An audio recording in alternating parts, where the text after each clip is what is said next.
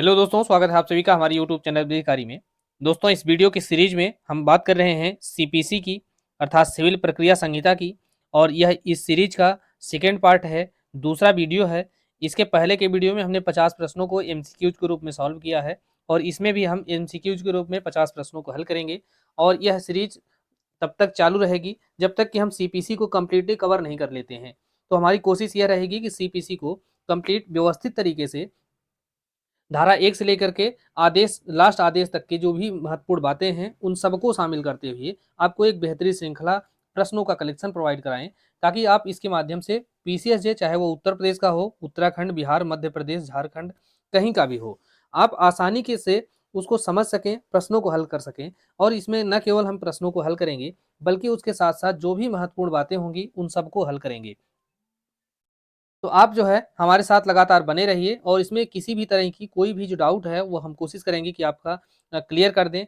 और आप इसके पहले हमारे चैनल पे विधिकारी पर जो भी वीडियो की सीरीज उपलब्ध है, चाहे वो सीआरपीसी हो, एविडेंस हो, टीपीओ हो, कॉन्स्टिट्यूशन हो, कॉन्ट्रैक्ट है, और भी तमाम जो विषय हैं जो सिलेबस में शामिल हैं, उनकी सीरीज उपलब्ध है। आप उनको हल कीजिए, उसके साथ साथ हमारे चैनल को सब्सक्राइब कीजिए, ज्वाइन कीजिए और इसको दोस्तों के साथ शेयर कीजिए। आइए प्रारंभ करते हैं इस सेकेंड पार्ट को और देखते हैं यहाँ पर महत्वपूर्ण किस प्रकार से यह जो वीडियो की श्रृंखला है हो सकती है, प्रश्न जो है किस प्रकार से महत्वपूर्ण हो सकते हैं।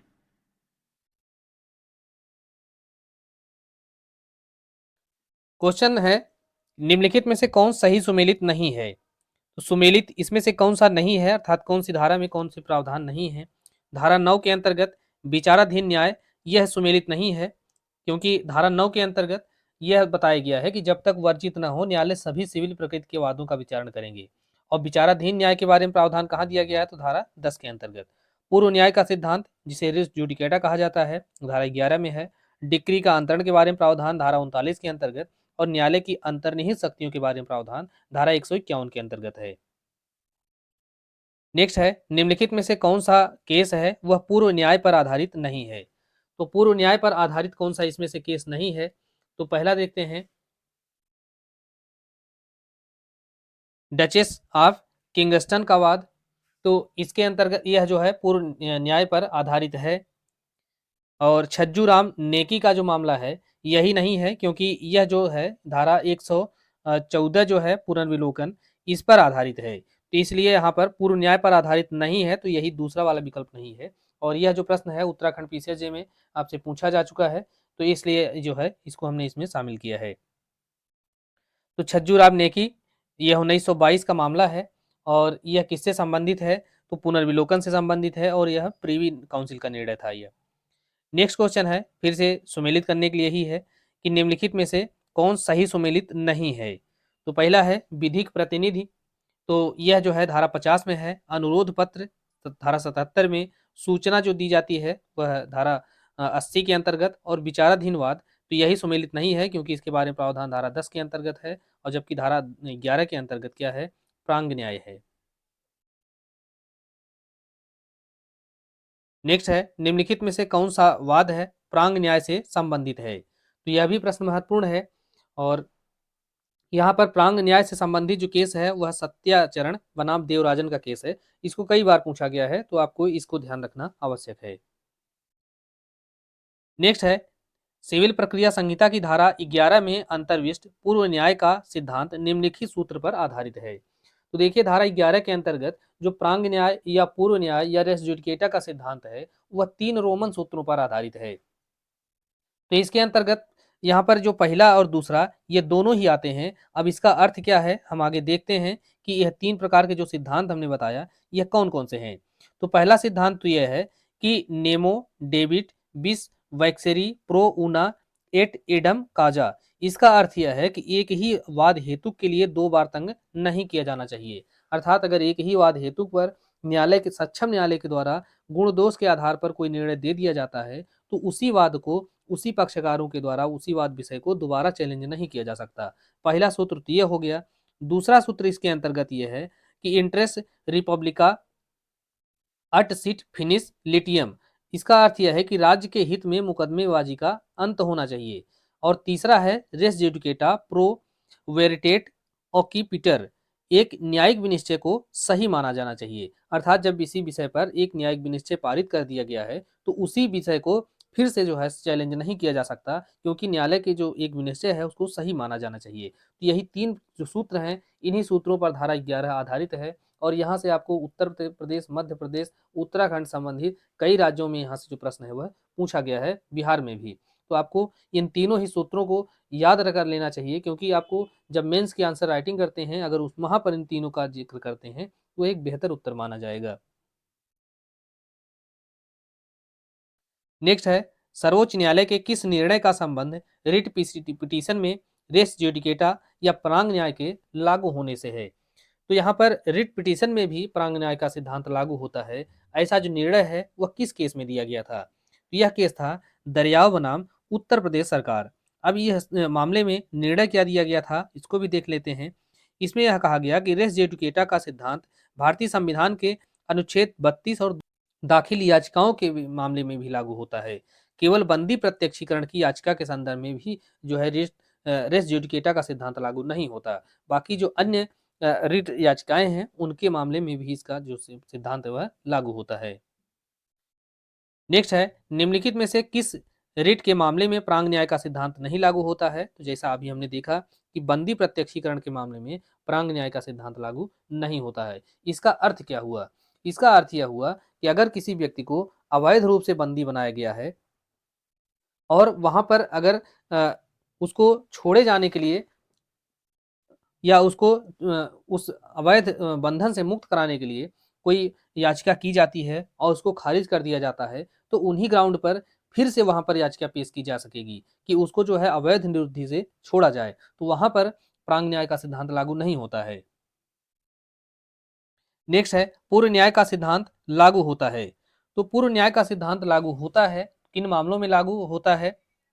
तो केवल वाद पर, इस पर वाद पर तो लागू होता ही है, और इसके साथ साथ निष्पादन कार्यवाहियों पर और वाद और निष्पादन दोनों कार्यवाहियों पर। तो यह चौथा मामला सही होगा कि वाद पर भी लागू होता है और इसके साथ साथ यह निष्पादन की कार्यवाही पर भी लागू होता है। अब निष्पादन कार्यवाहियों के बारे में कहाँ पर प्रावधान दिया गया है? तो धारा 11 का जो स्पष्टीकरण 7 है, इसके अंतर्गत यह स्पष्ट किया गया है कि जो इस धारा के उपबंध हैं वह निष्पादन कार्यवाहियों के मामले में भी लागू होते हैं। तो चौथा विकल्प सही होगा। नेक्स्ट है, श्याम ने 1 साल के लिए राम को उसके घर से बेदखल कर दिया। इसके बाद राम ने कब्जा हेतु श्याम के विरुद्ध वाद प्रस्तुत किया, किंतु उसमें क्षतिपूर्ति का दावा शामिल नहीं किया गया। तो क्या बाद में क्षतिपूर्ति के दावे के लिए जो राम है वह नया वाद प्रस्तुत कर सकता है या नहीं प्रस्तुत कर सकता? यह जो प्रश्न है बहुत महत्वपूर्ण है। इसको इंटरव्यू में पूछा गया जा चुका है कि क्या वह जो है फिर से जो है एक वाद शामिल लाया सकता है कि उसको क्षतिपूर्ति दी जाए, तो वहां पर वह नया वाद नहीं प्रस्तुत कर सकता। क्यों नहीं प्रस्तुत कर सकता? तो इसके लिए जो है स्पष्टीकरण 4, जो धारा 11 का स्पष्टीकरण 4 है, आणविक प्रांग न्याय, यह लागू होगा। तो इसमें प्रावधान क्या है कि ऐसे किसी भी विषय के बारे में जो किसी पूर्ववर्ती वाद में प्रतिरक्षा या आक्रमण का आधार बनाया जा सकता था और बनाना चाहिए था उसको, तो यहाँ पर जब वह कब्जा की वापसी के लिए वाद ला रहा था, तो उसी समय क्षतिपूर्ति की भी जो भरपाई है उसके लिए वो वाद ला सकता था और उसको लाना चाहिए था, लेकिन वह नहीं ले आया। तो ऐसी स्थिति में वह बाद में उसी विषय पर अर्थात क्षतिपूर्ति के लिए दोबारा वाद नहीं ला सकता है, क्योंकि यह माना जाएगा कि यह जो क्षतिपूर्ति का मामला था वह पहले जो कब्जे के लिए वाद लाया था उसी में इंक्लूड था। इसलिए यहाँ पर रेस जुडिकेटा का जो सिद्धांत है वह लागू होगा और इसे ही आणविक प्रांग न्याय कहा जाता है। इसे ही आणविक प्रांग न्याय या प्रलक्षित प्रांग न्याय का सिद्धांत कहा जाता है और इसे कंस्ट्रक्टिव रेस जुडिकेटा अंग्रेजी में कहते हैं। तो धारा 11 का स्पष्टीकरण 4, किसी भी विषय के बारे में जो ऐसे पूर्ववर्तीवाद में प्रतिरक्षा या आक्रमण का आधार बनाया जा सकता था और बनाना चाहिए था, तो यह समझा जाएगा कि ऐसे वाद में वह प्रत्यक्षतः और साध्यतः विवाद था। नेक्स्ट है, एक घोषणात्मक वाद संस्थित करता है कि वह स का उत्तराधिकारी होने के नाते एक निश्चित भूमि का प्राधिकारी है। उस वाद को खारिज कर दिया जाता है। बाद में वाद का दावा प्रतिकूल कब्जे के आधार पर किया जाता है। तो क्या पश्चातवर्ती जो वाद है वह स्वीकार होगा या वर्जित होगा। तो यह वर्जित होगा, और यहाँ पर किस सिद्धांत के आधार पर, तो प्रलक्षित प्रांगन्याय के सिद्धांत पर, जिसके बारे में धारा 11 के स्पष्टीकरण 4 के अंतर्गत प्रावधान दिया गया है। तो इसी आधार पर, इसी सिद्धांत के आधार पर यह जो बाद वाला दावा है उसको स्वीकार नहीं किया जाएगा। नेक्स्ट है पूर्व न्याय का सिद्धांत, यह किस प्रकार का है? आदेशात्मक है या निर्देशात्मक है या विवेकाधीन है? तो यह जो है आज्ञापक है, अर्थात इसको मानना ही है, इसको माना जाना बाध्यकारी है। यह न तो निर्देशात्मक है, न विवेकाधीन है, न ऐच्छिक है। नेक्स्ट है किस वाद पत्र में दावा किया गया कोई अनुतोष जो डिक्री द्वारा अव्यक्त रूप से नहीं दिया गया है? तो इस धारा के प्रयोजन के लिए उसको क्या समझा जाएगा? तो अगर कोई वादपत्र में दावा किया गया कोई अनुतोष जो कि डिक्री के द्वारा अभिव्यक्त रूप से नहीं दिया जाता है, तो उसको माना जाएगा कि वह नामंजूर कर दिया गया है, और यहाँ पर पहला विकल्प सही होगा। और इसके बारे में प्रावधान कहाँ किया गया है? तो इसका प्रावधान जो है धारा 11 का जो स्पष्टीकरण 5 है उसी के अंतर्गत दिया गया है। अब स्पष्टीकरण 5 को देखेंगे तो उससे जो है यह स्पष्ट हो जाएगा। यह क्या कह रहा है कि वाद पत्र में दावा किया गया कोई अनुतोष जो डिक्री के द्वारा अभिव्यक्त रूप से नहीं दिया गया, तो इस धारा के प्रयोजन के लिए माना जाएगा कि उस अनुतोष को न्यायालय के द्वारा नामंजूर कर दिया गया है। नेक्स्ट है किस व्याख्या के आधार पर किसी मुकदमे का फैसला उन व्यक्तियों के विरुद्ध रेस जुडिकेटा के विरुद्ध रूप में लागू हो सकता है जिनका नाम उस मुकदमे में विशेष रूप से शामिल न हो? इसका अर्थ यह है कि यह प्रतिनिधिवाद पर भी लागू हो रहा है। तो प्रतिनिधिवाद की बात की जा रही है। मान लीजिए कि 1 2 3 4 यहाँ पर 4 लोग हैं, और इन चारों लोगों में से केवल एक व्यक्ति, अर्थात जो ए है, ये केवल यही व्यक्ति इन सबकी ओर से एक वाद लाता है, और वाद लाने के बाद यहाँ पर फैसला कर दिया गया। तो फैसला होने के बाद ए के साथ साथ यह जो बाकी 3 व्यक्ति हैं, यह भी इस फैसले से बाध्य होंगे, भले ही उनका जो नाम है बी सी डी, इनका नाम जो है वहां पर मुकदमे में शामिल नहीं हो।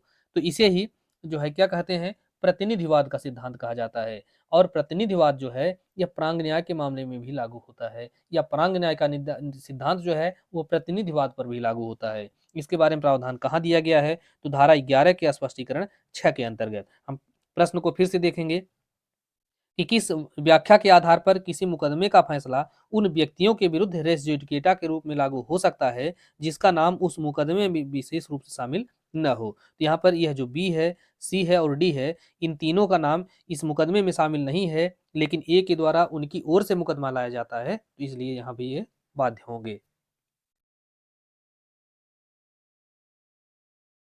तो धारा 11 का स्पष्टीकरण 6 देख लेते हैं कि जहां कोई व्यक्ति किसी लोक या प्राइवेट अधिकार के लिए सद्भावना पूर्वक मुकदमा करते हैं जिसमें वे अपने लिए और अन्य व्यक्तियों के लिए दावा करते हैं, वहां ऐसे अधिकार से हितबद्ध सभी व्यक्तियों के बारे में इस धारा के प्रयोजन के लिए यह समझा जाएगा कि वे ऐसा मुकदमा करने वाले व्यक्तियों से उत्पन्न अधिकार के अधीन दावा करते हैं। तो यही बात कही गई है कि प्रांग न्याय का सिद्धांत प्रतिनिधिवाद पर भी लागू होता है। नेक्स्ट क्वेश्चन है सह प्रतिवादी गणों के मध्य प्रांग न्याय के नियम को लागू करने के लिए निम्नलिखित में से किस शर्त का पालन होना आवश्यक है या पालन होना चाहिए? तो यहाँ पर जो है पहला देखते हैं कि प्रतिवादी गणों के बीच हितों का टकराव नहीं होना चाहिए। तो यहाँ पर यह जो प्रश्न है, यह विकल्प है, यह गलत है, क्योंकि प्रतिवादियों के बीच में हितों का टकराव होना चाहिए, तभी तो सह प्रतिवादी गणों के मध्य प्रांग न्याय का नियम लागू होगा। दूसरा है कि प्रतिवादी गण एक से अधिक वाद में प्रतिवादी होने चाहिए, तो यह भी कोई आवश्यक नहीं है। तीसरा है कि प्रतिवादी गणों के बीच उठे प्रश्न का निर्णय अंतिम रूप से हो गया हो। अब अगर अंतिम रूप से प्रतिवादी गणों के बीच जो कोई प्रश्न है उसका निपटारा हो जाता है, तो ऐसी स्थिति में उसको फिर से अगर चैलेंज किया जाता है तो वहीं पर जो है प्रांग न्याय का सिद्धांत लागू होगा। अगर वहां पर हितों का टकराव नहीं है या वाद अभी चालू है, उसमें अंतिम रूप से जो है निर्णय नहीं दिया गया है, ये सारी जो बातें हैं, तो वहां पर यह जो सिद्धांत है वह लागू नहीं होगा। नेक्स्ट है पूर्व न्याय के सिद्धांत को लागू होने के लिए निम्नलिखित में से कौन सी शर्त आवश्यक नहीं है? आपको प्रश्नों में पूछा क्या जा रहा है, हाँ या नहीं, इसको पकड़ना होगा। तो यहाँ पर पूर्व न्याय के सिद्धांत को लागू होने के लिए कौन सी बात आवश्यक नहीं है? तो पहला विकल्प देखते हैं कि पूर्ववर्तीवाद किसी सक्षम न्यायालय के द्वारा सुना गया और अंतिम रूप से निर्णय दिया गया, यह जो है आवश्यक होता है धारा 11 के लिए। दूसरा है कि पूर्ववर्तीवाद किसी भी न्यायालय के समक्ष विचाराधीन हो, तो किसी भी न्यायालय नहीं होता बल्कि सक्षम न्यायालय होता है। और तीसरा है कि पूर्ववर्ती तथा पश्चातवर्ती वादों में पक्षकार जो है वह समान होने चाहिए, ये सही है। और पूर्ववर्ती तथा पश्चातवर्ती वाद की विषय वस्तु भी समान होनी चाहिए। तो यह तीनों 3 और 4 यह जो है धारा 11 की आवश्यक शर्तें हैं, लेकिन दूसरा जो है यह आवश्यक शर्त नहीं है। तो प्रांग न्याय की आवश्यक शर्त देख लेते हैं, यह बहुत महत्वपूर्ण है। यह आपको प्री के लिए तो याद ही रहना चाहिए, मेंस के लिए आपको याद रखना चाहिए और ये सभी बिंदु आपको लिखना होता है। अब यहाँ पर देखिए 2 वाद होने चाहिए। जिस न्यायालय ने पूर्ववर्ती वाद पर निर्णय दिया है, उसको पश्चातवर्ती वाद पर भी निर्णय देने की क्षमता होनी चाहिए। अधिकारताहीन न्यायालय के द्वारा दिए गए निर्णय पर प्रांग न्याय का सिद्धांत लागू नहीं होता। यह जो है आपको नोट करना चाहिए। इसके बाद जो है विषय वस्तु को देखते हैं कि विषय वस्तु जो होता है अर्थात जिस बात को लेकर के विवाद है, उन दोनों वह जो है दोनों ही मामलों में प्रत्यक्षता और सार्थक चाहे वास्तविक रूप से या आणविक रूप से वही होने चाहिए, अर्थात सेम सब्जेक्ट होना चाहिए। और जो विवाद विषय पश्चातवर्तीवाद में विद्यमान है, उस पर पूर्ववर्तीवाद में अंतिम रूप से निर्णय हो गया है। ये और दोनों वाद या तो उन्हीं पक्षकारों या उनके बीच जिनके अधीन वे या उनमें से कोई दावा करते हैं होना चाहिए। और छठा पॉइंट इसके अंतर्गत है कि पश्चातवर्ती पक्षकारों का पूर्ववर्तीवाद में उसी स्वत्व या हैसियत के अधीन मुकदमेबाजी आवश्यक है। तो ये 6 बातें हैं जो कि धारा 11 की आवश्यक शर्तें हैं। आपको इसे ध्यानपूर्वक देखना चाहिए, समझना चाहिए। दोस्तों नेक्स्ट है आणविक प्रांग न्याय का नियम, यह क्या है? तो आणविक प्रांग न्याय का नियम क्या यह न्यायिक निर्वचन की देन है या साम्या की देन है या सीपीसी में कहीं अभिव्यक्त रूप से बताया गया है? तो यह सीपीसी में अभिव्यक्त है। कहाँ अभिव्यक्त है? तो धारा 11 का जो स्पष्टीकरण 4 है, इसी के अंतर्गत आणविक प्रांग न्याय, प्रलक्षित प्रांग न्याय या कंस्ट्रक्टिव सब रेस जुडिकेटा का जो सिद्धांत है वह निहित है। नेक्स्ट क्वेश्चन है कथन कारण के रूप में है। पहला कथन है कि रचनात्मक या आणविक प्रांग न्याय का नियम रिट याचिकाओं पर भी लागू होता है। तो यह जो कथन है वह बिल्कुल सही है कि आणविक प्रांग न्याय का नियम रिट याचिकाओं के मामले में लागू होता है। कारण इसका है कि आणविक प्रांग न्याय के पीछे निहित लोक नीति के कारण या लोकहित के कारण रिट याचिकाओं पर भी यह लागू होता है। तो यह जो है दोनों सही है। क्यों? क्योंकि अगर रचनात्मक या आणविक प्रांग न्याय का नियम जो है रिट याचिकाओं पर इसलिए लागू होता है कि यह जो है लोकहित से संबंधित है या लोकनीति से संबंधित है। नेक्स्ट है क्या कोई विवादक जो सीमित अधिकारिता वाले किसी सक्षम न्यायालय के द्वारा सुना गया है और अंतिम रूप से विनिश्चित किया जा चुका है, किसी पश्चातवर्तीवाद जिसका विचारण करने के लिए पूर्वोक्त न्यायालय सक्षम नहीं था, पूर्व न्याय के रूप में प्रवृत्त होगा? तो यह जो है महत्वपूर्ण है और आपको इसको ध्यान से देखना होगा कि प्रश्न पूछा क्या जा रहा है कि क्या कोई विवादक जो सीमित अधिकारिता वाले किसी सक्षम न्यायालय के द्वारा, आपको यही पकड़ लेना है, सक्षम न्यायालय के द्वारा सुना गया और अंतिम रूप से विनिश्चित कर दिया गया है। तो अगर कोई न्यायालय जो कि किसी मामले का विचारण करने के लिए सक्षम है और वह मामले के गुण दोष को सुन करके अंतिम रूप से उसका विनिश्चय करता है, तो उस विनिश्चय को किसी पश्चातवर्तीवाद में वहां पर चैलेंज नहीं किया जा सकता है। तो यहाँ पर उसको प्रवृत्त होगा तो पूर्व न्याय के रूप में वह प्रवृत्त होगा और उसको फिर से चैलेंज नहीं किया जा सकता। और बल्कि अगर चैलेंज कहाँ किया जाएगा तो अपील के रूप में, पुनरीक्षण के रूप में, पुनर्विलोकन के रूप में, इस रूप में।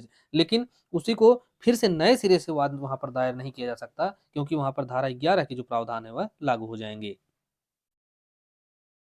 और इसके बारे में प्रावधान कहाँ दिया गया है तो आपको यह भी ध्यान रखना है, धारा 11 का स्पष्टीकरण जो 8 है वही इसको स्पष्ट कर रहा है, उसी में इस बातें को शामिल किया गया है। नेक्स्ट क्वेश्चन देखते हैं सीपीसी की धारा 13 के अधीन निम्न में से कौन सा निर्णय निश्चायक नहीं होगा? तो धारा 13 को देखते हैं, 13 के अंतर्गत प्रावधान क्या किया गया है? तो इसके अंतर्गत यह बताया गया है कि विदेशी निर्णय कब निश्चायक नहीं होंगे। तो पहला है इसमें कि अगर वह निश्चायक तब नहीं होगा तो इसके अंतर्गत आपको 6 खंड बताए गए हैं। अगर उन 6 खंडों के अंतर्गत कोई मामला आता है तो वैसा जो विदेशी निर्णय है वह निश्चायक नहीं होगा।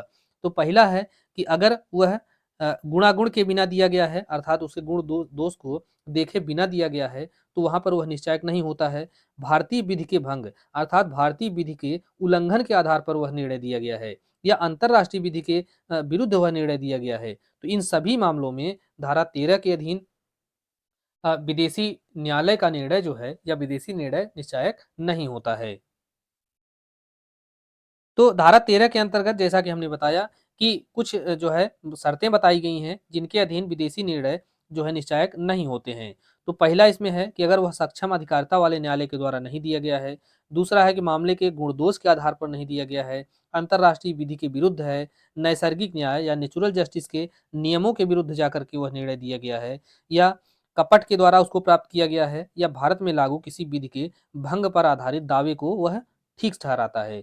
तो अगर इन 6 परिस्थितियों में कोई निर्णय दिया गया है विदेशी न्यायालय के द्वारा, तो ऐसा जो न्यायालय का निर्णय है वह जो है निश्चायक नहीं माना जाएगा। नेक्स्ट है विदेशी निर्णय के बारे में उपधारणा कि वह सक्षम अधिकारिता वाले न्यायालय के द्वारा सुनाया गया था। यह किस धारा के तहत की जाती है? तो धारा 14 के तहत यह की जाती है। 14 के अंतर्गत यह बताया गया है कि विदेशी निर्णय के बारे में उपधारणा। नेक्स्ट है हर वाद उस निम्नतम श्रेणी के न्यायालय में संस्थित किया जाएगा जो उसका विचारण करने के लिए सक्षम हो। तो यह जो प्रावधान है यह किस धारा के अंतर्गत दिया गया है? तो धारा 15 को जब देखेंगे तो उसी के अंतर्गत यह स्पष्ट रूप से बताया गया है कि हर वाद उस निम्नतम श्रेणी के न्यायालय में संस्थित किया जाएगा जो उसका विचारण करने के लिए सक्षम है। तो विचारण करने के लिए जो सक्षम है इसका अर्थ क्या है? इसका अर्थ क्षेत्रीय रूप से सक्षम है और धन संबंधी अधिकारिता से भी सक्षम है।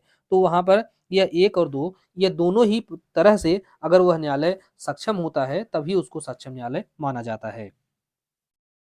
नेक्स्ट क्वेश्चन है सिविल प्रक्रिया संहिता के किस भाग में वाद संस्थित करने का स्थान वर्णित है? अब आपको भाग भी ध्यान रखना चाहिए। तो यहाँ पर अगर भाग से संबंधित प्रश्न पूछ ही लिया है तो आपको यह देखना होगा कि यहाँ पर कुल कितने भाग हैं सीपीसी के अंतर्गत, क्योंकि भाग 1 के अंतर्गत यह जो प्रश्न है कि वाद संस्थित करने का स्थान है इसके बारे में प्रावधान दिया गया है। तो भाग 1 के अंतर्गत कौन कौन सी धाराएं आती हैं इसको भी आपको जानना चाहिए। तो भाग 1 के अंतर्गत जो धाराएं हैं 9 से लेकर धारा 35 बी तक के जो प्रावधान है वो भाग 1 के अंतर्गत आते हैं। अब जो भाग है यह धाराएं जो है वो भाग के रूप में विभाजित की गई है, आदेशों को भाग के रूप में विभाजित नहीं किया गया है। तो सीपीसी में कुल कितने भाग हैं अगर आपसे पूछा जाता है तो कुल 11 भाग हैं, और 11 भाग में क्या है तो इसकी जो 158 धाराएं हैं उन्हीं धाराओं को 11 भागों में विभाजित किया गया है। उसके बाद आदेश पे आएंगे हम। आदेश में जो है कोई भाग विभाजित नहीं किया गया है। तो इस प्रश्न का उत्तर जो है पहला विकल्प हो जाएगा। तो यहाँ पर जैसा कि हमने बताया कि धारा 9 से लेकर के 35 बी तक की जो धाराएं हैं वो भाग 1 के अंतर्गत शामिल हैं। नेक्स्ट है अचल संपत्ति से संबंधित वाद स्थानीय क्षेत्राधिकार रखने वाले उस न्यायालय में दायर किए जा सकेंगे। तो अचल संपत्ति से संबंधित अगर कोई मामला है, वाद है, उसको संस्थित कहाँ किया जाएगा? तो अचल संपत्ति से संबंधित कोई मामला वहां संस्थित किया जाएगा जहां की वह जो संपत्ति है वह स्थित है। इसके बारे में प्रावधान कहाँ दिया गया है? तो धारा 16 में दिया गया है। तो 16 की जो मेन लाइन है, हेडिंग उसकी क्या कह रही है कि वादों का वहां संस्थित किया जाना जहां विषय वस्तु स्थित है। तो इसी में अचल संपत्ति के अंतर्गत कौन कौन सी बातें आएंगी? तो 6 बातें यहाँ पर दी गई हैं, उनको हम आगे देखेंगे। नेक्स्ट है निम्नलिखित में से कौन अचल संपत्ति संबंधी वाद नहीं है? तो अचल संपत्ति या अस्थावर संपत्ति। तो अस्थावर संपत्ति के प्रत्युद्धरण के लिए कोई वाद है तो वह अचल संपत्ति संबंधी वाद माना जाता है। उसके विभाजन के लिए कोई वाद है या बंधकग्रस्त कोई संपत्ति है उसके मोचन के लिए वाद है, तो यह सभी वाद क्या माने जाएंगे? अचल संपत्ति संबंधी वाद। लेकिन अचल संपत्ति से संबंधित भाटक या किराया वसूली का जो केस है, मामला है, वह अचल संपत्ति संबंधी वाद नहीं माना जाता है। तो धारा 16 के अंतर्गत अचल संपत्ति से संबंधित वाद के अंतर्गत कौन कौन सी बातें आएंगी, आप इसको भी एक स्थान पर देख लें कि अचल संपत्ति के प्रत्युद्धरण के लिए, विभाजन के लिए, अगर वह बंधक है या उस पर भार है या उसके पूर्वबंध के विक्रय या मोचन के लिए कोई वाद है तो यह भी अचल संपत्ति संबंधी वाद माना जाएगा। इसके अलावा अचल संपत्ति के किसी अन्य अधिकार या हित के अवधारण के लिए कोई वाद है, अचल संपत्ति के प्रति किए गए दोष के लिए प्रतिकर की मांग की जा रही है, ऐसा संबंधी कोई वाद है, अचल संपत्ति के करस्थम या कुर्की के अधीन जंगम संपत्ति के प्रत्युद्धरण के लिए कोई वाद है, तो ये सभी जो प्रकार के वाद हैं क्या माने जाएंगे, अचल संपत्ति संबंधी वाद माने जाएंगे। और ऐसे जो वाद है वह कहाँ संस्थित किया जाएंगे, जहां पर वैसी जो अचल संपत्ति है वह स्थित है। नेक्स्ट है, विभिन्न शहरों में स्थित संपत्तियों के संबंध में वाद कहाँ पर संस्थित किया जा सकता है। तो धारा 16 के अंतर्गत तो बता दिया कि अचल संपत्ति संबंधी वाद वहां संस्थित किया जाएगा जहां पर वह संपत्ति स्थित है। लेकिन अगर अलग अलग शहरों में कोई संपत्ति स्थित है या अलग अलग न्यायालय की अधिकारिता के अंदर कोई जो है संपत्ति स्थित है, तो ऐसी स्थिति में ऐसी जो वाद है वह वहां संस्थित किया जा सकेगा जहां जिस शहर में कोई भी संपत्ति स्थित है। तो दूसरा विकल्प सही होगा। इसके बारे में प्रावधान धारा 17 के अंतर्गत। इसका अर्थ क्या है, ए जो है इलाहाबाद में, बी बनारस में, सी जो है पटना में या जौनपुर में मान लेते हैं। 3 जिले हैं, 3 शहर हैं और यहाँ पर 3 जो संपत्तियां हैं वह स्थित हैं और तीनों के बारे में ही जो है किसी व्यक्ति के बारे में द्वारा वाद संस्थित किया जाना है संयुक्त रूप से, क्योंकि इनमें विवाद है। तो इसके बारे में जो संपत्ति है वह कहीं भी बनारस में, इलाहाबाद में, जौनपुर में कहीं भी वाद संस्थित किया जा सकेगा। यह प्रावधान कहाँ बताती है, धारा 17 के अंतर्गत। नेक्स्ट है, जहां न्यायालय की अधिकारिता की स्थानीय सीमाएं अनिश्चित हैं, तो यह धारा 18 के अंतर्गत अनिश्चित हैं। यह पूछा जाता है और यह बहुत बार आपसे पूछा गया है कि अगर न्यायालय की अधिकारिता की स्थानीय सीमाएं निश्चित हैं तो ऐसी स्थिति में वाद जो है वह किस धारा के तहत संस्थित किया जाएगा, तो धारा 18 के तहत संस्थित किया जाएगा। और कहाँ पर संस्थित किया जाएगा, तो उन न्यायालयों में से किसी भी एक न्यायालय में यदि उसका समाधान हो जाता है कि वह जो है अनिश्चितता का आधार है। मान लीजिए 2 जिले हैं और दोनों जिलों की जो सीमाएं हैं वह इस प्रकार से जुड़ी हुई हैं और एक मामला है यहीं पर का बॉर्डर का ही, लेकिन यह निश्चित नहीं हो पा रहा है कि यह जो है इस जिले में आएगा या इस जिले में, तो अधिकारिता की जो सीमाएं हैं वह अनिश्चित हैं।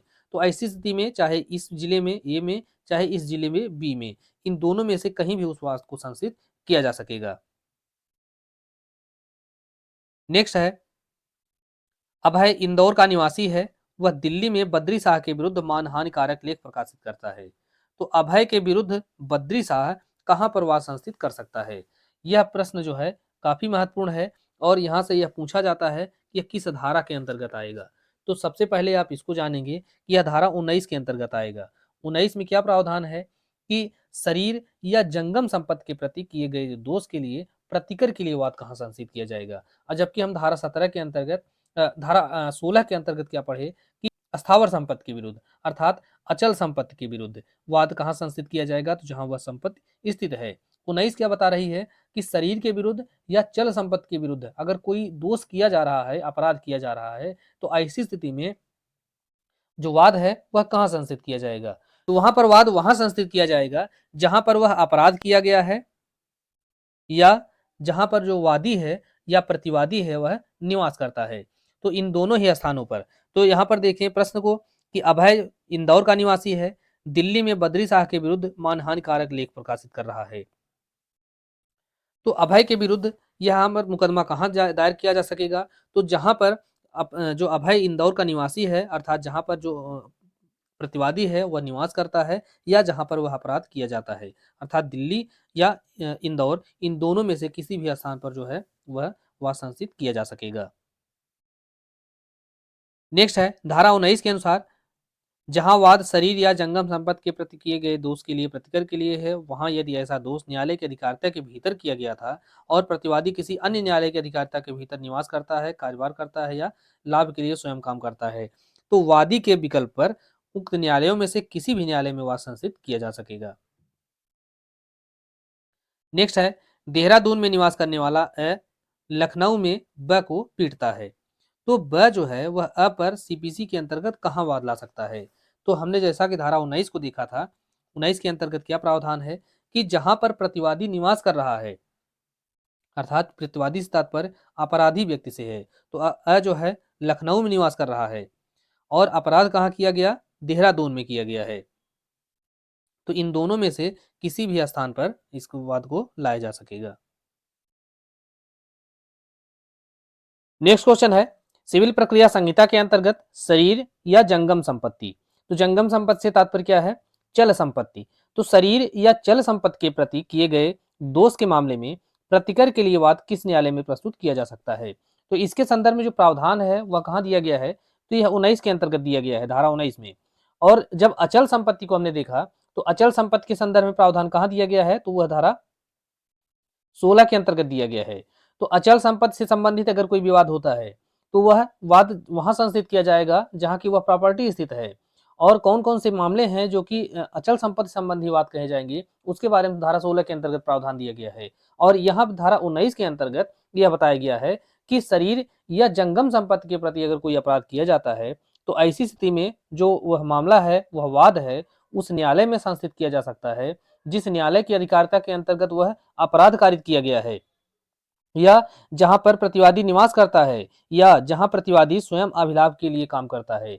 तो यहाँ पर वादी के विकल्प पर इनमें से किसी भी न्यायालय में जो है मामला वह संस्थित किया जा सकता है। यह महत्वपूर्ण है कि वादी के विकल्प पर उक्त में से किसी भी न्यायालय में यह वाद संस्थित किया जा सकता है। नेक्स्ट क्वेश्चन है, सहारनपुर में एक फर्नीचर निर्माता है, वह बनारस में या वाराणसी में कारोबार करता है। दो पक्षकार हो गए। अब जो वह है जो वाराणसी में कारोबार कर रहा है, वह जो है सहारनपुर में अपने एजेंट के माध्यम से से 100 कुर्सियां खरीदता है और सहारनपुर में स को उनका परिधान करने को से अपेक्षा करता है। अर्थात जो वह है वह से 100 कुर्सियां खरीदता है और वह चाहता है, अपेक्षा करता है कि वह जो उसका एजेंट है उस एजेंट को जो 100 कुर्सियां खरीदी गई हैं वह उसको परिधान कर दे।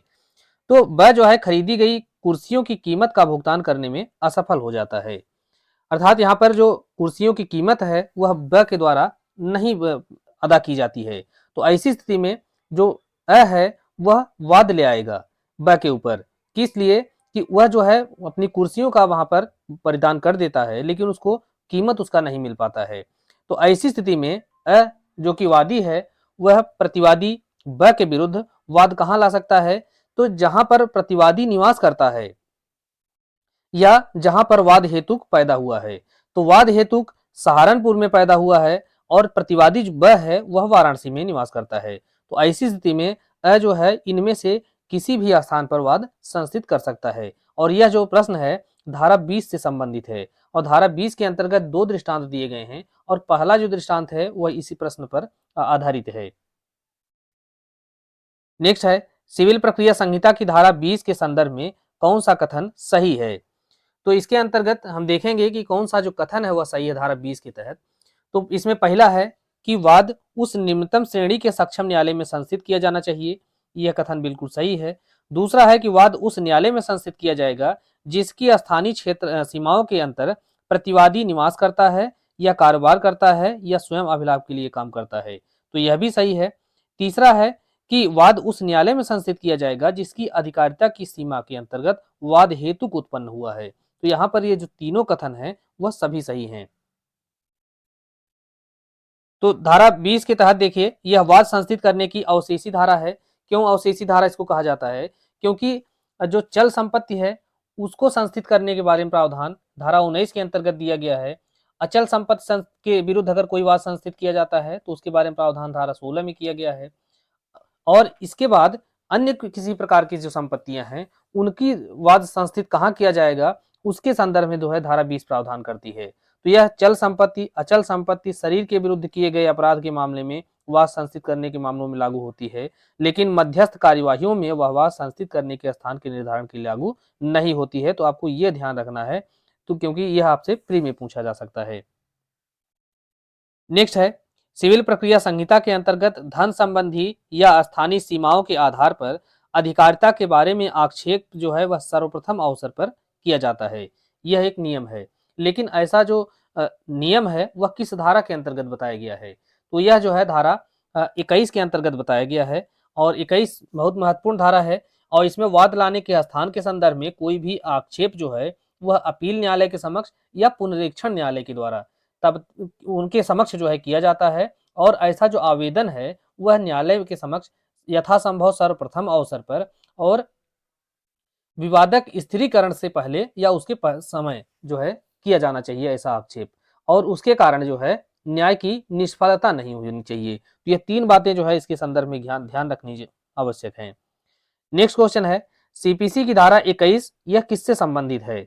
तो धारा 21 जो है यह किस विषय से संबंधित है जिसके अंतर्गत अधिकारिता के बारे में, आक्षेप के बारे में प्रावधान किया गया है? तो यह आर्थिक और क्षेत्रीय अधिकार क्षेत्र के बारे में यह इससे संबंधित है और इसी से संबंधित जो है वहां पर आक्षेप किया जाता है। तो स्थान संबंधी या जिसको क्षेत्रीय कहा जाता है अगर अधिकारिता का प्रश्न होता है, या आर्थिकी अर्थात धन संबंधी अधिकारिता के बारे में अगर कोई आक्षेप करना है, तो इन दो प्रकार के आक्षेप करना है तो वहां पर धारा 21 का जो सहारा लिया जाता है। नेक्स्ट है, सीपीसी के अंतर्गत वाद दायर करने के स्थान के बारे में कोई भी आपत्ति किसी भी अपील या पुनरीक्षण न्यायालय के द्वारा तब तक अनुज्ञात नहीं की जाएगी जब तक कि ऐसी जो आपत्ति है धारा 21 के अंतर्गत 3 बातें दी गई हैं। प्रथम बार के न्यायालय में की जानी चाहिए, यथासंभव सर्वप्रथम अवसर पर किया जाना चाहिए और न्याय की उससे निष्फलता नहीं होनी चाहिए। तो यह 3 जब शर्तें पूरी होती हैं तभी जो है वहां पर आक्षेप को स्वीकार किया जाएगा, अन्यथा स्वीकार नहीं किया जाएगा। नेक्स्ट है वाद लाने के स्थान के बारे में आक्षेप पर आज्ञप्ति को अपास्त करने के लिए वाद कहां लाया जाएगा? अर्थात वाद लाने के स्थान के बारे में अगर कोई आक्षेप किया जाता है और उस आक्षेप के बाद न्यायालय जो है आवेदन को स्वीकार या अस्वीकार जो भी करता है और डिक्री पारित कर देता है, तो उस डिक्री को अपास्त करने के लिए कोई भी वाद जो है नहीं लाया जा सकता, वाद का वर्जन किया गया है। और यह किस धारा के अंतर्गत किया गया है? तो धारा 21A के अंतर्गत। 21A को 1976 में जोड़ा गया था और इस धारा के तहत इसको जोड़ करके यह जो है ऐसी आज्ञप्ति को अपास्त करने के लिए कोई वाद लाने का वर्जन किया गया है। नेक्स्ट है सही सुमेलित, इसमें से पूछा गया है कौन सा? अधिकारिता के बारे में आक्षेप, इससे संबंधित जो केस है किरण सिंह बनाम चमन पासवान का केस है। पक्षकारों का जोड़ा जाना, इससे संबंधित जो केस है वह रजिया बेगम बनाम साहबजादी अनवर बेगम का केस है। अन्वयिक प्रांग न्याय, वर्कमैन बनाम board of trustees Cochin port trust का केस है। और अमेरिकन साइनामाइड कंपनी अस्थायी व्यादेश से संबंधित जो केस है अमेरिकन साइनामाइड कंपनी बनाम इथिकॉन लिमिटेड। तो यह जो चारों प्रावधान हैं और चारों जो केस हैं ये सभी सुमेलित हैं। नेक्स्ट क्वेश्चन है, जहां कोई वाद 2 या 2 से अधिक न्यायालयों में से किसी एक में संस्थित किया जा सकता है तो कोई भी प्रतिवादी अन्य पक्षकारों को सूचना देने के बाद यथासंभव सर्वप्रथम अवसर पर किस न्यायालय के समक्ष ऐसा जो आवेदन है वह कर सकेगा। तो इसके संदर्भ में हम 2 धाराओं को देखेंगे। पहली धारा 22 है। धारा 22 जो है यह स्पष्ट करती है कि जो 2 वाद एक से अधिक न्यायालयों में संस्थित किया जा सकते हैं तो उनको अंतरित करने की शक्ति। और धारा 23 के अंतर्गत यह बताया गया है कि किस न्यायालय में ऐसा आवेदन दिया जाएगा और जिसको वह ट्रांसफर किया जा सकेगा, न्यायालय या ट्रांसफर कर सकेगा। तो 23 के अंतर्गत यह बताया गया है कि न्यायालय जो है कौन सा होगा जहां पर वह आवेदन दिया जाएगा। और उसके बाद हम धारा 24 को जब पढ़ेंगे तो उसमें यह बताया गया है कि अंतरण और प्रत्याहरण की जो साधारण शक्ति किसकी है, 25 में किसकी होगी। इस तरह से आगे क्रम से यह धाराएं बताई गई हैं। तो अब धारा 23 को देखते हैं। तो 23 के अंतर्गत यह बताया गया है कि जहां न्यायालय एक ही अपील न्यायालय के अधीनस्थ हैं तो ऐसा अंतरण का आवेदन जो है उस अपील न्यायालय में किया जाएगा। यह कथन सही है। दूसरा है कि जहां ऐसे न्यायालय विभिन्न अपील न्यायालयों के अधीन होते हुए एक ही हाई कोर्ट के अधीनस्थ हैं तो वहां पर उस हाई कोर्ट या उच्च न्यायालय में जो है आवेदन किया जाएगा। उसके बाद तीसरा आता है कि जहां ऐसे उच्च न्यायालय विभिन्न उच्च न्यायालयों के अधीनस्थ हैं वहां आवेदन उस उच्च न्यायालय में किया जाएगा जिसकी अधिकारिता की सीमाओं के अधीन वह न्यायालय स्थित है। तो यहाँ पर जो सभी कथन है वह सबके सब सही हैं। अब साधारण अर्थ में देखिए, पहली बात, अगर एक लोअर कोर्ट है मान लीजिए, तो लोअर कोर्ट से कोई मामला ट्रांसफर करना है किसी दूसरे लोअर कोर्ट में, तो इसके लिए जो है वहां पर जिला न्यायालय के समक्ष आवेदन किया जाएगा। अब मान लीजिए दूसरी कंडीशन क्या बताती है कि अगर यह लोअर कोर्ट या कोई अन्य जो न्यायालय है, जिला न्यायालय है, किसी दूसरे जिला न्यायालय में उसको ट्रांसफर करना है, तो एक डिस्ट्रिक्ट कोर्ट से दूसरे डिस्ट्रिक्ट कोर्ट में अगर ट्रांसफर करना है तो आवेदन कहां दिया जाएगा? हाई कोर्ट में। तीसरी कंडीशन यह बताती है कि एक डिस्ट्रिक्ट कोर्ट है इलाहाबाद के अंतर्गत या यूपी का, दूसरा डिस्ट्रिक्ट कोर्ट है एमपी का, और यहां पर इलाहाबाद से दूसरे राज्य भोपाल में ट्रांसफर करने की बात की जा रही है। तो ऐसी स्थिति में जो आवेदन होगा किस कोर्ट में किया जाएगा, किस हाई कोर्ट में किया जाएगा।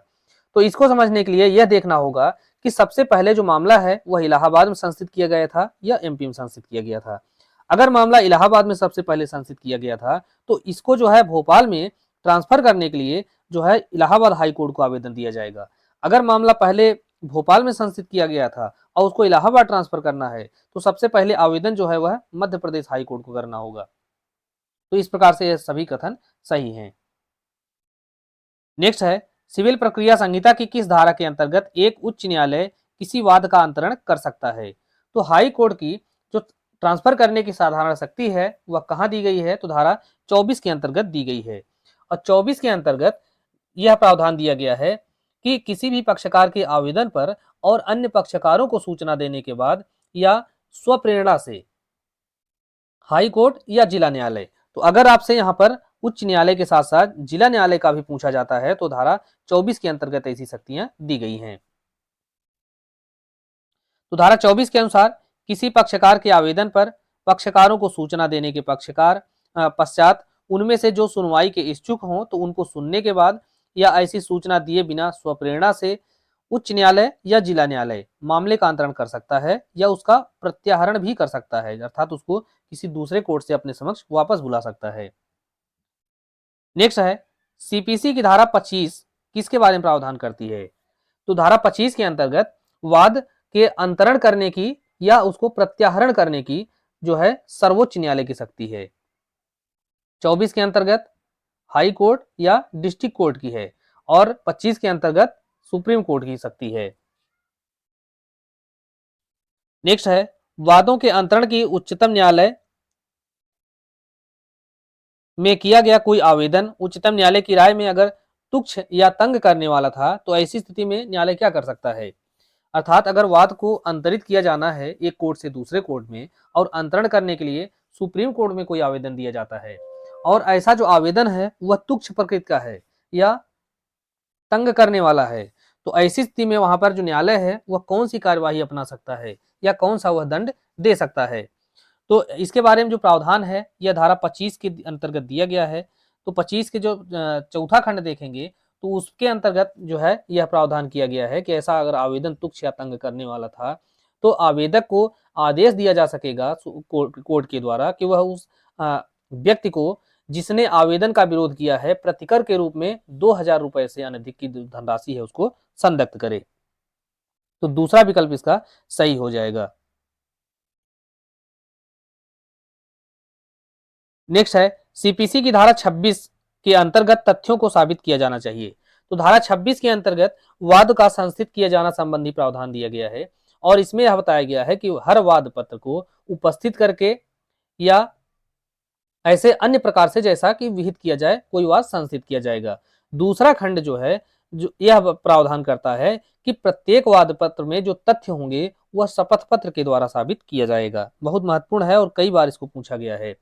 तो और यह पूछा जा सकता है कि यह जो प्रावधान है यह कब जोड़ा गया कि वाद पत्र जो है शपथ पत्र के द्वारा साबित किया जाएगा? तो यह प्रावधान जो है वर्ष 2002 में जोड़ा गया है। नेक्स्ट है, सिविल प्रक्रिया संहिता की किस धारा में वादों को संस्थित करने का उपबंध किया गया है? तो धारा 26 के अंतर्गत हमने देखा कि वहां पर वाद को संस्थित करने का उपबंध किया गया है। नेक्स्ट है, जहां कोई वाद सम्यक रूप से संस्थित किया जा चुका है वहां खारिज होने और दावे का उत्तर देने के लिए प्रतिवादी के नाम समन निकाला जा सकेगा। ऐसे समन की तामील जो है वह कितनी अवधि के भीतर की जाएगी? तो धारा जब 27 देखेंगे तो इससे स्पष्ट हो जाता है कि वाद संस्थित किए जाने की तारीख से 30 दिन के भीतर उसकी बात जो है तामील की जाएगी।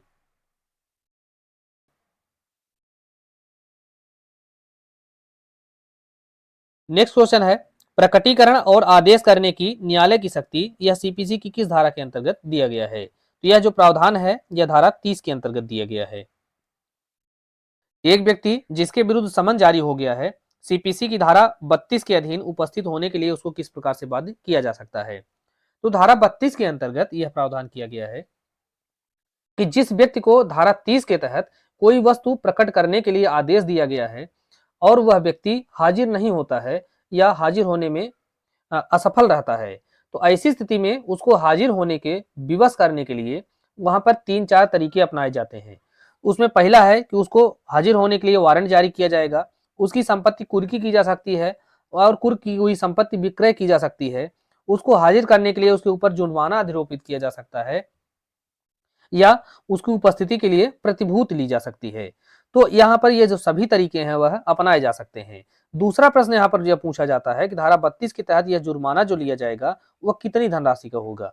वह 5,000 रुपए तक का जुर्माना अर्थात अधिकतम 5,000 रुपए तक का जुर्माना आरोपित किया जा सकता है। तो 32 में 3 + 2 आता है, तो इससे भी आप याद रख सकते हैं कि 32 3 2 5 बराबर 5,000 रुपए का जुर्माना आरोपित किया जा सकता है। नेक्स्ट है किसी ऐसे व्यक्ति पर जिसे सीपीसी की धारा 30 बी के अधीन गवाही के देने के अथवा दस्तावेज पर पेश करने का निर्देश दिया गया हो, न्यायालय में अनुपस्थित रहने पर धारा 32 सी के तहत कितना जुर्माना लगाया जा सकता है। तो जैसा हमने देखा कि धारा 30 के तहत अगर कोई व्यक्ति कोई वस्तु पेश करने के लिए, प्रकट करने के लिए सम्मानित किया जाता है और वह हाजिर नहीं होता है तो वहां पर 5,000 रुपए तक का जो जुर्माना उसके ऊपर लगाया जा सकता है। नेक्स्ट है निम्नलिखित में से कौन सही सुमेलित नहीं है। पहला है निर्णय और डिक्री, इसके बारे में प्रावधान धारा 33 में दिया गया है। खर्चे के बारे में जो प्रावधान है यह जो है धारा 34 के अंतर्गत नहीं दिया गया है, बल्कि खर्चे के बारे में जो प्रावधान है धारा 35 के अंतर्गत दिया गया है और 34 के अंतर्गत जो है ब्याज की धनराशि बताई गई है। 26 में वादों का संस्थित किया जाना और विधिक प्रतिनिधि के बारे में प्रावधान धारा 50 में दिया गया है। तो दूसरा विकल्प जो है यही सुमेलित नहीं है।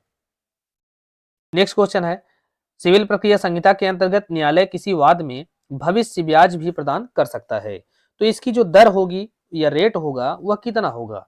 तो धारा 34 के अंतर्गत इसके बारे में प्रावधान किया गया है कि ऐसी जो ब्याज दर होगी वह 6% वार्षिक होगी। लेकिन धारा 34 के अंतर्गत एक परंतु दिया गया है, इसमें यह बताया गया है कि जहां इस प्रकार की जो न्याय निर्णीत जो धनराशि है वह दायित्व, उसका जो दायित्व है किसी वाणिज्यिक समव्यवहार से उत्पन्न हुआ है, तो वह जो दर होगी ब्याज दर वह 6% से अधिक भी हो सकती है। तो धारा 34 के अंतर्गत प्रावधान यह है कि ब्याज से तात्पर्य ऐसा ब्याज है जो कि आदेश की तिथि के बाद से अर्जित होता है, जब तक कि उसे वसूल जो है न कर लिया जाए।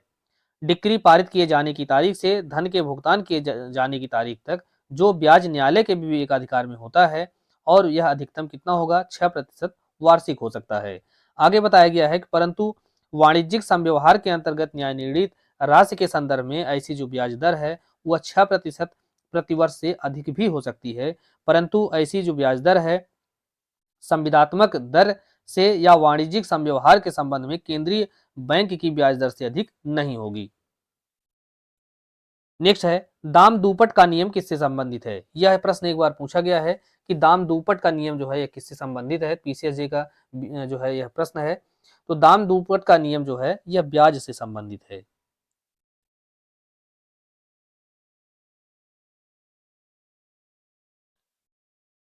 नेक्स्ट क्वेश्चन है सिविल प्रक्रिया संहिता के अंतर्गत सर्वप्रथम मिथ्या या तंग करने वाले दावों या प्रतिरक्षाओं के लिए प्रतिकारात्मक खर्चे का जो प्रावधान है वह किस धारा के अंतर्गत दिया गया है। तो यह प्रावधान धारा 35 क या 35A के अंतर्गत दिया गया है और इसके तहत जो है जो प्रतिकर की जो धनराशि होगी वह कितनी होगी यह पूछा जा सकता है। तो धारा 35A के जो दूसरा खंड है उसके अंतर्गत बताया गया है कि 3,000 रुपए तक की हो सकेगी। तो इस प्रकार से दोस्तों इस प्रकार से इस वीडियो के माध्यम से हमने 100 प्रश्नों को सॉल्व किया है और यह दूसरा पार्ट जो है कंप्लीट हुआ। इसके बाद जो है हम क्रम से जो वीडियो है उसको लाएंगे और पूरी जो सीपीसी है उसको कंप्लीट करेंगे। आप चैनल पर नए हैं तो सब्सक्राइब जरूर कीजिए और इसको अधिक से अधिक लोगों को शेयर भी कीजिए ताकि अधिकतम लोगों को इसका बेनिफिट मिल जाए। मिलते हैं नेक्स्ट वीडियो में। धन्यवाद।